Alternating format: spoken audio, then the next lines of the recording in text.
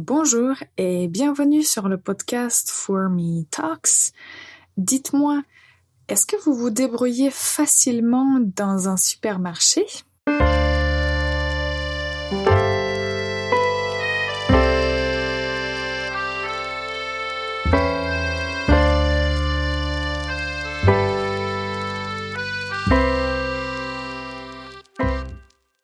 Bonjour et bienvenue sur le podcast For Me Talks.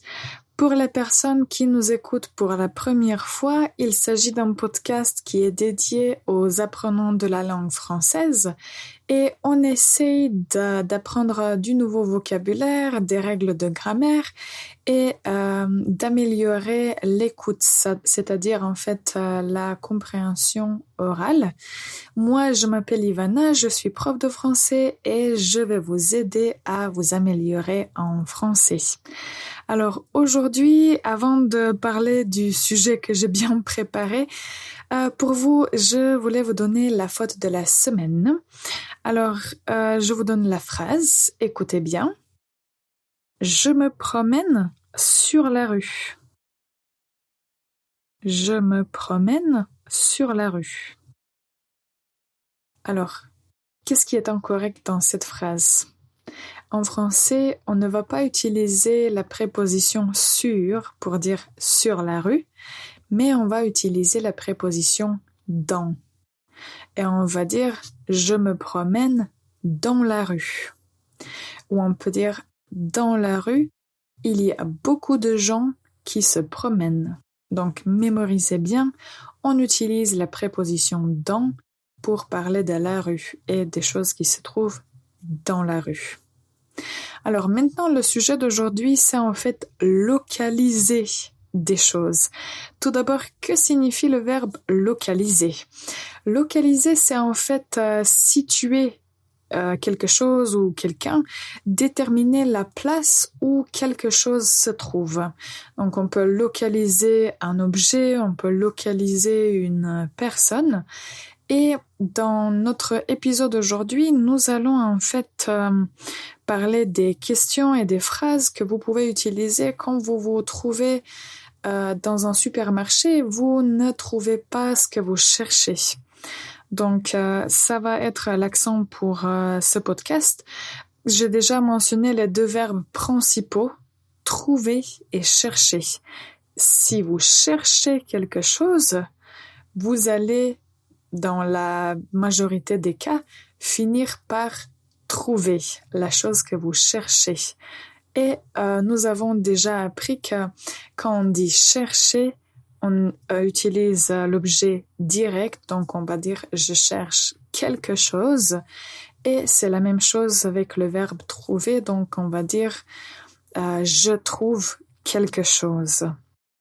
Comme il s'agit des deux verbes du premier groupe, ce sera très facile de les conjuguer dans les temps différents. Donc, on peut dire j'ai trouvé quelque chose ou je vais chercher ça. C'est très facile à les utiliser.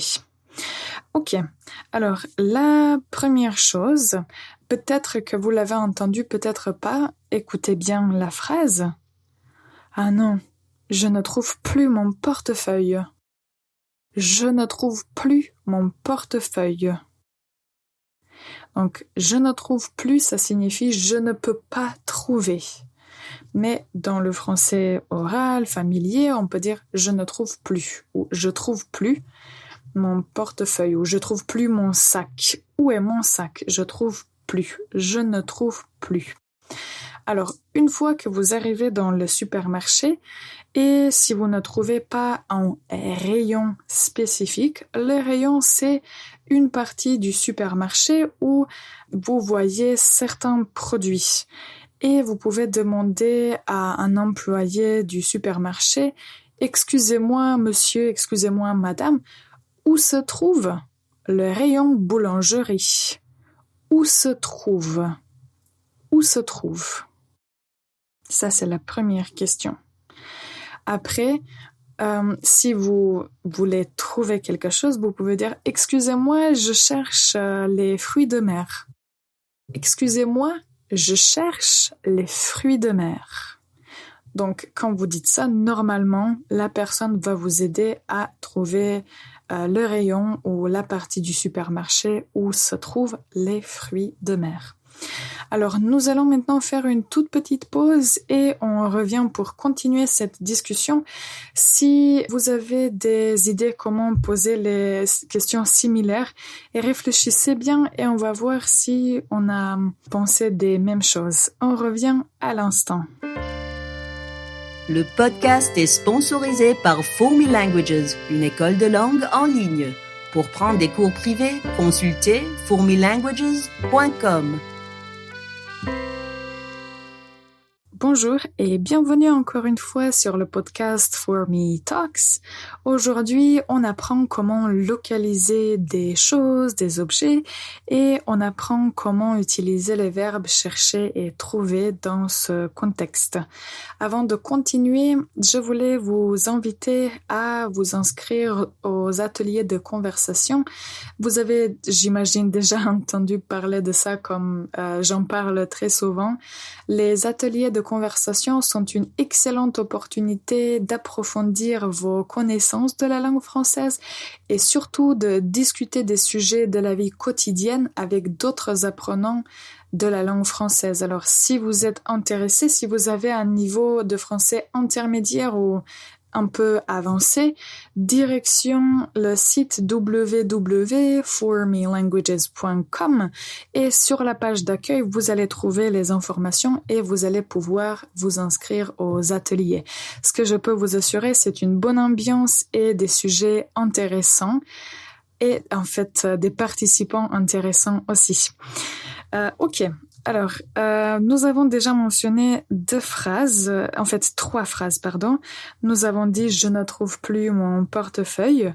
On a posé la question « Excusez-moi, monsieur, madame, où se trouve le rayon boulangerie ?» Et « Je cherche les fruits de mer ». Les fruits de mer. Alors, on peut dire aussi « Excusez-moi, je ne vois pas les produits laitiers, vous pouvez m'aider ?» Excusez-moi, je ne vois pas les produits laitiers, vous pouvez m'aider? Donc on peut utiliser le verbe voir, je ne vois pas. Et on peut dire aussi, je ne trouve pas. Donc c'est la même chose, je ne vois pas, je ne trouve pas, vous pouvez m'aider. Et quand on dit je ne vois pas, je ne trouve pas, ça signifie en fait je ne peux pas trouver. Alors, l'autre question que vous pouvez poser, excusez-moi, où est-ce que je peux trouver le rayon biscuits? Où est-ce que je peux trouver le rayon biscuits? Donc, ça c'est quand vous êtes dans le supermarché des types de questions que vous posez.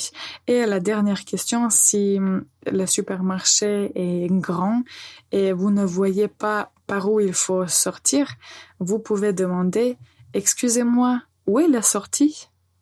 Où est la sortie? Et vous allez recevoir la réponse, bien sûr.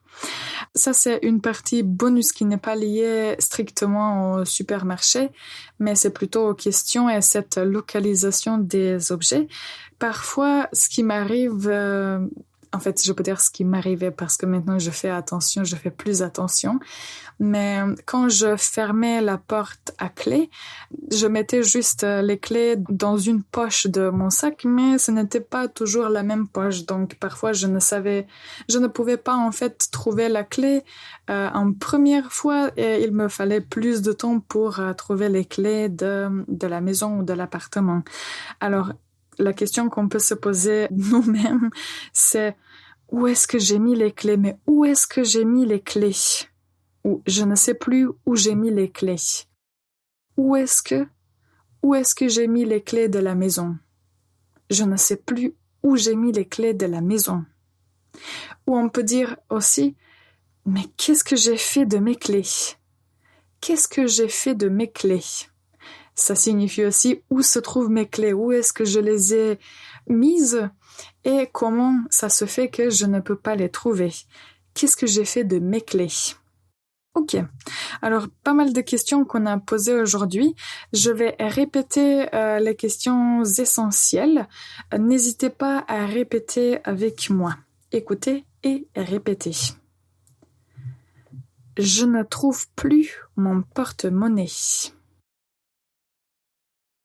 Excusez-moi, où se trouve le rayon boulangerie? Je cherche les fruits de mer. Je ne vois pas les produits laitiers. Vous pouvez m'aider? Je ne trouve pas les produits laitiers. Vous pouvez m'aider? Où est-ce que je peux trouver le rayon biscuits? Où est-ce que j'ai mis la clé de la maison? Je ne sais plus où j'ai mis la clé de la maison. Mais qu'est-ce que j'ai fait de mes clés?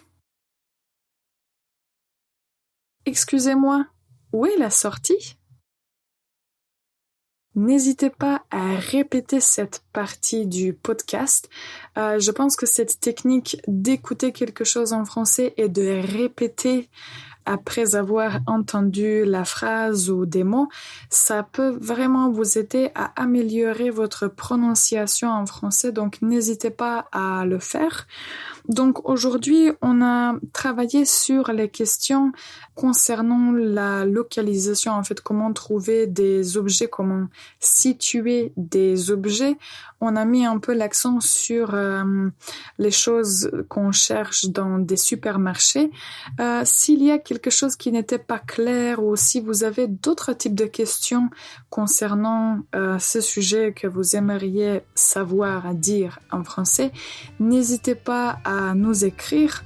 Je vous invite encore une fois à rejoindre les ateliers de conversation.